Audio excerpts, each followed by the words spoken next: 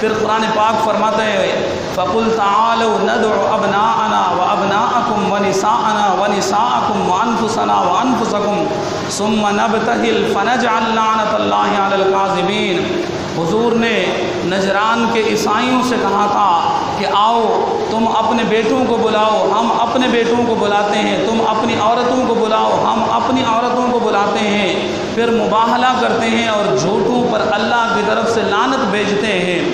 جب نجران کے عیسائی آئے حضور کی بارگاہ میں اور انہوں نے آ کے آپ سے مناظرہ کیا اور مناظرے میں وہ لاجواب ہو گئے، شکست کھا گئے، تب وہ جھگڑنے لگے اور لڑنے لگے حضور کی بارگاہ میں، تو حضور نے فرمایا کہ یہاں حق و صداقت کی بات ہے، جو حق پر ہے وہ دلیل پیش کرے، جو حق پر نہیں ہے وہ اپنا سر جھکا دے۔ جب انہوں نے اپنا سر جھکانے سے انکار کر دیا اور اسلام کو ماننے سے اور اسلام کو قبول کرنے سے انکار کر دیا تو حضور نے فرمایا ٹھیک ہے اب ہم مباہلہ کرتے ہیں۔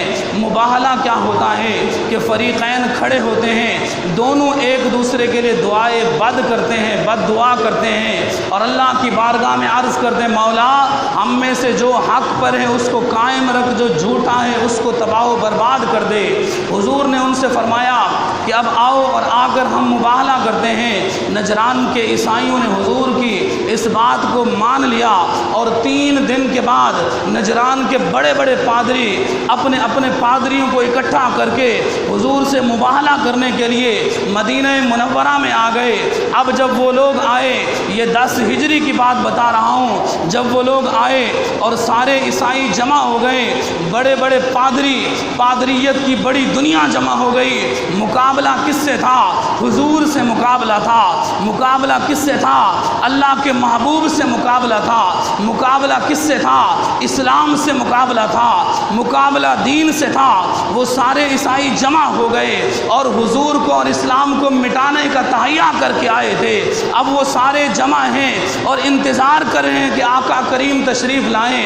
میرے آقا اپنے حجرے مبارکہ سے باہر آئے اور خدا کی قسم جب میرے آقا اپنے حجرے سے نکلے تو اس شان کے ساتھ نکلے کہ آپ نے اپنی گود میں امام حسین کو اٹھایا ہوا تھا، حضور نے امام حسین کو سینے سے لگایا ہوا تھا اور حضرت حسن آپ کے ہاتھ کو پکڑ کے ساتھ ساتھ چل رہے تھے اور پیچھے فاطمہ تھی اور ان کے پیچھے علی المرتضیٰ تھے اور میرے آقا ان سے کہتے جاتے تھے کہ بیٹو جب میں ان کے لیے دعا کروں تو تم میری دعا پہ آمین کہہ دینا، جب میں دعا کروں تو تم میری دعا پہ آمین کہہ دینا۔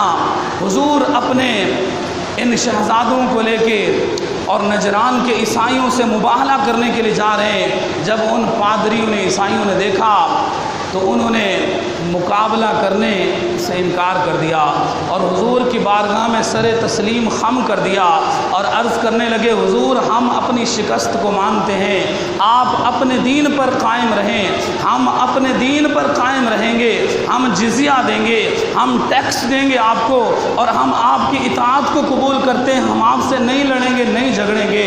اللہ کے حبیب علیہ السلام نے فرمایا خدا کی عزت و جلال کی قسم آج اگر یہ نجران کے عیسائی ہمارے سامنے کھڑے ہو جاتے اور مباہلہ کر دیتے اور میں دعا کرتا اور میری دعا پہ یہ حسنین کریمین اور علی و فاطمہ آمین کہہ دیتے تو آج تو قیامت قائم ہو جانی تھی۔ ان پر عیسائیوں پر ایسا عذاب آتا پھر قیامت تک عیسائیت کا نام و نشان زمین سے مٹ جاتا۔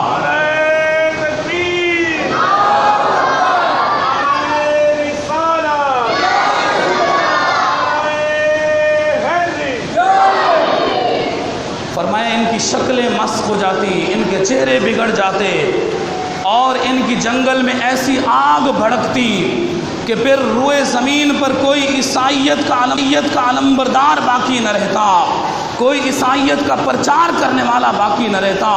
تو یہ وہ پاک ہستیاں تھیں جن کے بارے میں حضور علیہ السلام فرما رہے ہیں اللہم ہؤلاء اہل بیتی، اے اللہ یہ سب کے سب میرے اہل بیت ہیں، میں ان سے محبت کرتا ہوں تو بھی ان سے محبت کروں۔